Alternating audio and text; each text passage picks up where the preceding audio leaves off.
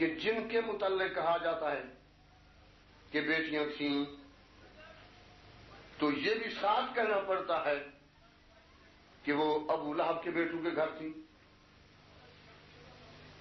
عتبہ اور عتیبہ کے گھر تھیں جو کافر تھے، اور انہوں نے حضور کی ان شہزادیوں کو اسلام کے جرم میں طلاق دے دی تھی. یہی کہا جاتا ہے نا، عتبہ عتیبہ کے گھر میں تھی اور عتبہ عتیبہ نے حضور کی بیٹیوں کو فارغ کر دیا تھا. اب وہ دونوں بیٹیاں حضور کی جب گھر میں آ گئیں تو ایک صحابی کو حضور نے ایک بیٹی دے دی، ہے نا یہی، ایک صحابی کو دے دی ایک بیٹی اور دوسری گھر میں محفوظ رہی، کسی کو نہیں دی. گویا حضور اس بات کی انتظار میں رہے کہ پہلے بڑھے گی، دوسری اسی کو دوں گا تاکہ وہ ذوالنورین بن جائے. یہی مقصد تھا، ورنہ جس طرح ایک دی تھی دوسری بھی تو کسی کو دے دی ہوتی.